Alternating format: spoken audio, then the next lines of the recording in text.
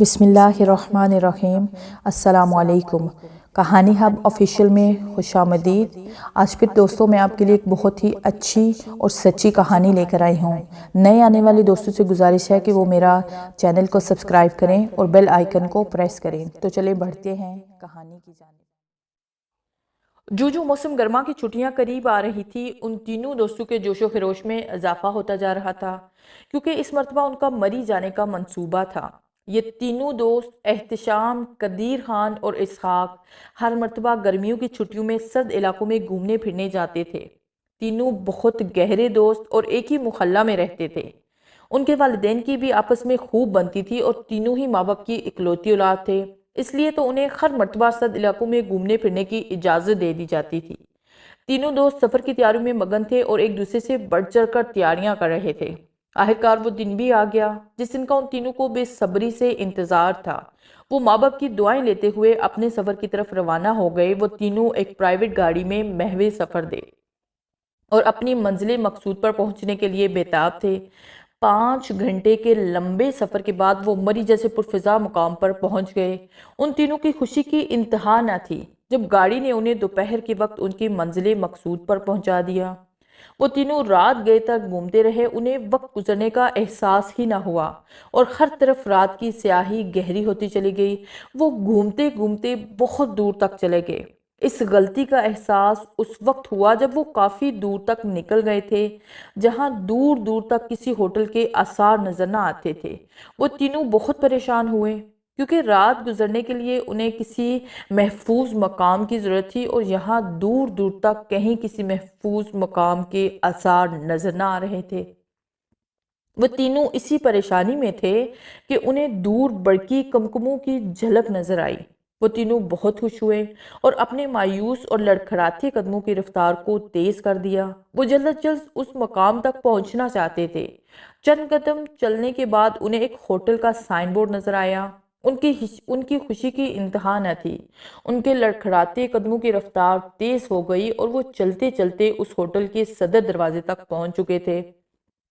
Hotel के करीब पहुंचने पर उनकी आंखें हैरत से फैल गई, क्योंकि जो होटल बज़ाहिर देखने में पुररौनक नजर आ रहा था वो पुररौनक न था, बल्कि खरसू खामोशी छाई हुई थी। एक अजीब सी वहशत बरस रही थी।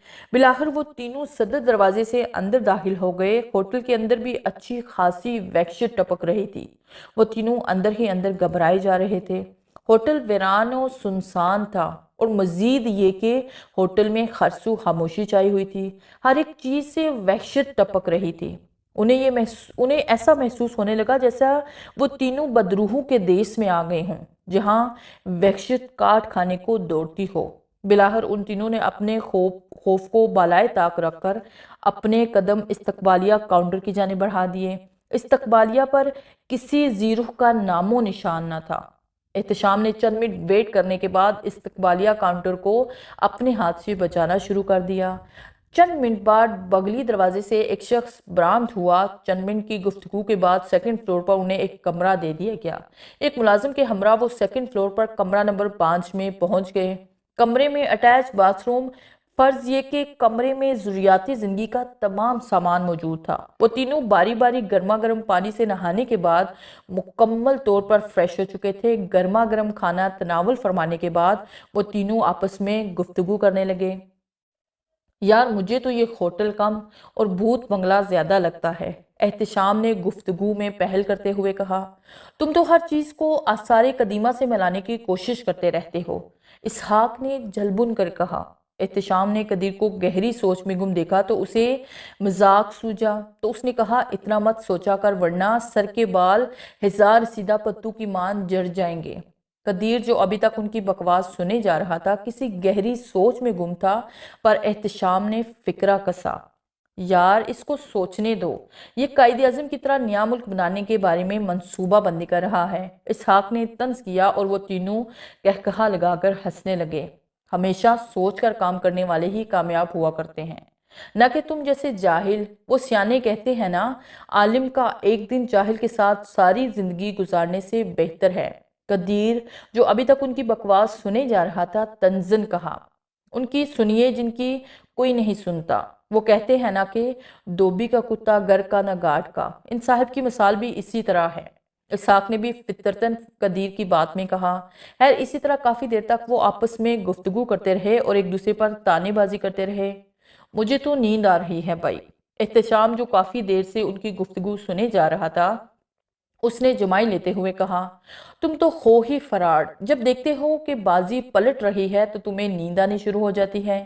قدیر نے احتشام پر فکرہ کستے ہوئے کہا جو اسحاق پر سبقت لیے جا رہا تھا، یار نیند تو مجھے بھی آ رہی ہے۔ اسحاق نے بھی جمائی لیتے ہوئے کہا۔ بلاخر وہ تینوں سونے کے لیے چل دیے اور اپنے اپنے بستروں پر لحاف اوڑھ کر سوتے بنے۔ چند منٹ بعد کمرے میں ان تینوں کے خراٹے گونج رہے تھے اور وہ تینوں دنیا و مافیا سے بے خبر نیند کی وادیوں میں گم ہو گئے۔ چند منٹ پہلے ڈائننگ ٹیبل کے گرد جہاں وہ تینوں خوش گپیوں میں مصروف تھے، اب وہاں ایک نہایت ہی خوبصورت لڑکی بیٹھی ان تینوں کی جانب دیکھ رہی تھی۔ اس کی آنکھوں میں ایک انجانی چمک تھی، لمحہ با لمحہ اس کی آنکھوں کی چمک بڑھتی جا رہی تھی۔ ان تینوں کو ابھی سوئے زیادہ دیر نہ گزری تھی کہ اچانک اسحاق کی آنکھ کھل گئی۔ اسحاق کو ایسا محسوس ہوا جیسے کوئی سایہ ان تینوں کے گرد مٹر گشت کر رہا ہو، لیکن غور سے دیکھنے پر بھی اسے کچھ نظر نہ آیا، تو اس نے اسے اپنا وہم سمجھا اور اپنے سر کو جھٹکتے ہوئے اٹھا اور اپنے قدم رفع حاجت کے لیے باتھ روم کی طرف بڑھا دیے۔ باتھ روم سے فراغت کے بعد دوبارہ سونے کی غرض سے اپنے بستر کی جانب بڑھا۔ بستر کے قریب پہنچ کر وہ سونے ہی والا تھا کہ یکایک دروازے پر دستک ہوئی۔ رات کے اس پہر کون ہو سکتا ہے؟ اسحاق نے منہ ہی منہ میں بڑبڑاتا دروازے کی جانب بڑھا۔ دروازے کے قریب پہنچ کر اس نے دروازہ کھولا اور باہر جھانکنے لگا، مگر باہر دور دور تک اندھیرے کا راج تھا۔ ہوٹل گپ اندھیرے میں ڈوبا ہوا تھا، پورے ہوٹل کی لائٹس گل کر دی گئی تھی۔ اسحاق نے اپنے قریب و جوار کا جائزہ لیا، لیکن اسے ایسا کوئی شخص نظر نہ آیا جس نے دروازے پر دستک دی ہو۔ اسحاق دوبارہ دروازہ بند کرنے کے بارے میں سوچ ہی رہا تھا کہ اسے لگا جیسے کوئی دھیمی چال چلتا ان کے کمرے کے قریب سے گزرا ہو۔ اس نے اپنا ارادہ ترک کیا۔ اس کے ذہن میں مختلف قسم کے وسوسے جنم لینے لگے۔ اس کے دل کی دھڑکن بے اختیار تیز ہو گئی۔ اچانک اسے دبی دبی چیخ کی آواز سنائی دی۔ آواز قریب کے کمرے سے آ رہی تھی۔ اس کے دل میں تجسس نے گھیرا تنگ کرنا شروع کر دیا۔ وہ بچپن سے ہی ایڈونچر پسند تھا اور وہ ہر چیز کا بغور جائزہ لیتا تھا۔ اس نے اپنے پلٹتے قدم واپس لیے اور کمرے سے باہر نکل آیا۔ کمرے کو اچھی طرح بند کرنے کے بعد اس نے اپنے قدم اس کمرے کی جانب بڑھا دیے اور آہستہ آہستہ چلتا ہوا اس کمرے تک آ پہنچا اور دروازے کے ساتھ اپنے کان لگا دیے۔ آواز کسی عورت کی تھی جو دبی دبی آواز میں سسکیاں لیتی ہوئی رو رہی تھی۔ اسحاق نے اپنے خوف کو بالائے طاق رکھ کر جٹ سے اس کمرے کا دروازہ کھول دیا۔ دروازہ چرچراہٹ کی آواز پیدا کرتا ہوا کھلا گیا۔ اس نے جیسے ہی دروازہ کھولا، رونے اور سسکنے کی آوازیں اچانک بند ہو گئی۔ اسحاق کے دل میں ایک بار پھر خوف نے ڈیرا جمانا شروع کر دیا۔ اس نے ڈرتے ڈرتے کمرے کے اندر جھانک کر دیکھا، لیکن کمرے میں اس کے علاوہ کوئی بھی نہ تھا۔ اس کے دل میں تجسس نے گر کرنا شروع کر دیا۔ تجسس کی بنا پر اس نے اپنی جیب سے موبائل نکال کر روشن کر لیا۔ موبائل کی ٹارچ کی روشنی بمشکل ہی کمرے کے اندھیرے پن کو روشن کرنے میں ناکافی تھی، لیکن وہ اس کم روشنی میں ہی کمرے کا جائزہ لینا شروع کرنے لگا۔ وہ کمرے میں چاروں طرف دیکھ رہا تھا کہ اچانک اس کے ہاتھ سے اس کا سیل فون چھوٹ کر کمرے کے فرش سے ٹکرا کر آف ہو گیا اور ایک سایہ اس کی سمت بڑھنا شروع ہو گیا۔ وہ چیخ چیخ کر گرگرا کر رونے لگا اور ایسے ہی کرتے کرتے وہ اس دنیا سے کوچ کر گیا۔ کمرے کے دروازے پر دستک ہوئی اور احتشام کی آنکھ دروازے پر ہونے والی دستک سے کھل گئی۔ اسے ایسا محسوس ہونے لگا جیسے کوئی زور زور سے دروازے پر دستک دے رہا ہو۔ دروازہ کھولنے کی غرض سے اٹھا اور منہ ہی منہ میں نہ جانے کیا بڑبڑاتا ہوا دروازے کے قریب پہنچ چکا تھا اور ایک جھٹکے سے دروازہ کھول کر باہر جھانکنے لگا، مگر دروازے کے باہر کوئی نہ تھا۔ وہ کمرے سے باہر نکل آیا تاکہ دروازہ کھٹکھٹانے والے کا سراغ لگا سکے، مگر دور دور تک کوئی نہ تھا۔ ہوٹل مکمل طور پر سناٹے میں ڈوبا ہوا تھا، ہر طرف گہرے اندھیرے۔ وہ ہر طرف سے مایوس ہو کر واپس پلٹا اور اپنے کمرے کی طرف چل دیا، لیکن ابھی وہ چند قدم ہی چلا ہوگا کہ اسے محسوس ہوا جیسے اسے کسی نے اس کے نام سے پکارا ہو۔ اس نے رک کر پیچھے مڑ کر دیکھا مگر اسے دور تک کوئی نظر نہ آیا۔ اس نے اسے اپنا وہم سمجھا اور سر کو جھٹک کر اپنے کمرے کی طرف قدم بڑھا دیا۔ ابھی اس نے چند قدم کا فاصلہ ہی طے کیا ہوگا کہ اسے ایسا محسوس ہوا جیسے کوئی بہت تیزی سے اس کے قریب سے گزرا ہو۔ اس نے فوراً پیچھے مڑ کر دیکھا لیکن پیچھے کوئی نہ تھا۔ وہ اس بات پر ابھی غور ہی کر رہا تھا کہ اسے پائل کی جھنکار سنائی دی۔ پائل کی جھنکار ایسی تھی جیسے کوئی عورت پاؤں میں پائل پہنے دھیمی دھیمی رقص کر رہی ہو، اور آواز قریب کے کمرے سے آ رہی تھی۔ وہ چند ثانیے پائل کی جھنکار پر غور کرتا رہا اور پھر اپنے قدم اس کمرے کی طرف بڑھا دیے۔ کمرے کے دروازے کے قریب پہنچ کر اس نے دروازے کو اندر کی طرف دھکیلا تو دروازہ چرچراہٹ کی آواز پیدا کرتا ہوا اندر کی جانب کھلتا چلا گیا۔ اندر مکمل طور پر اندھیرا چھایا ہوا تھا اور خرسو سناٹے کا راج تھا۔ احتشام نے تجسس کے مارے اپنی پتلون کی جیب سے موبائل نکال کر اس کی لائٹ روشن کر لی اور ارد گرد جھانکنے لگا، مگر بے سود۔ کمرے میں اس کے سوا کوئی نہ تھا۔ وہ مایوس ہو کر واپس جانے کا سوچ ہی رہا تھا کہ اسے سناٹے میں ایک آواز سنائی دی۔ آواز ایسی تھی جیسے کوئی چیز اپنی جگہ سے کھسکی ہو۔ اس نے ایک مرتبہ پھر گھوم کر پیچھے دیکھا تو اس کا سانس اوپر کا اوپر اور نیچے کا نیچے رہ گیا۔ وہ منظر ہی کچھ ایسا تھا۔ احتشام اندر تک ہل کر رہ چکا تھا۔ احتشام اپنی جگہ پر ثابت ہو گیا۔ اس کی آنکھیں پھٹی کی پھٹی رہ گئی۔ وہ جو کوئی بھی تھا دھیرے دھیرے چلتا ہوا اس کے قریب آیا اور اپنے لمبے اور نوکیلے دانت اس کی شہرگ میں پیوست کر دیے اور اس کے گرما گرم خون سے اپنی پیاس بجھانے لگا۔ اس بلا نے اس کے جسم سے خون کا ایک ایک بوند تک چوس لیا تھا۔ تازہ اور گرما گرم خون پینے کے بعد اس میں ایک سرد لہر دوڑ گئی اور پھر اس نے وحشیانہ طریقے سے اس کو جھنجھوڑنا شروع کر دیا۔ وہ بھوکی شیرنی کی طرح اس پر ٹوٹ پڑی۔ اس نے اس کا سارا گوشت نوچ کھایا اور بالآخر اس کا بغیر گوشت پوست کے کھڈیوں کا ڈھانچہ باقی رہ گیا، لیکن اس کی وحشیانہ بھوک و پیاس ابھی تک نہ بجھی تھی اور وہ ایک نئے شکار کی تلاش میں نکل کھڑی ہوئی۔ قدیر کمرے میں مزے سے سو رہا تھا کہ اچانک اس کی آنکھ کھل گئی۔ آنکھ کھلنے کی کوئی خاص وجہ نہ تھی، لیکن اس کی آنکھ کیوں کھلی اس کی وجہ قدیر کی سمجھ سے باہر تھی۔ وہ اپنے بستر پر اٹھ بیٹھا۔ ہر طرف سناٹے کا راج تھا۔ تاریکی خرسو مسلط تھی۔ سائڈ ٹیبل سے پانی کا جگ اٹھا کر گلاس کو پانی سے بھرا اور پانی کا گلاس ایک ہی سانس میں چڑھا گیا۔ پانی پینے کے بعد وہ دوبارہ سونے کی کوشش کرنے لگا۔ بستر پر دراز ہو کر آنکھیں موند لی اور سونے کی ناکام کوشش میں لگ گیا۔ وہ بستر پر آنکھیں موندے لیٹا تھا کہ اچانک اسے ایک چیخ کی آواز سنائی دی۔ چیخ کی آواز درد میں ڈوبی ہوئی۔ وہ کسی عورت کی آواز تھی۔ قدیر کے دل میں ہمدردی کا جذبہ جاگا اور وہ پریشان ہو گیا کہ رات کے اس پہر کس بد نصیب کی چیخ تھی۔ وہ ہمدردی کے جذبے سے اٹھا اور دروازے کے قریب پہنچ کر آہستہ سے دروازہ کھولا اور باہر نکل گیا۔ اس کے باہر نکلنے کے بعد ایک عورت کمرے میں بیٹھی اس کو باہر نکلتا دیکھ کر مسکرانے لگی۔ اس بدصورت عورت کی ہنسی بہت پراسرار تھی اور وہ آنے والے لمحات کا تصور کر کے خوشی سے جھوم اٹھی۔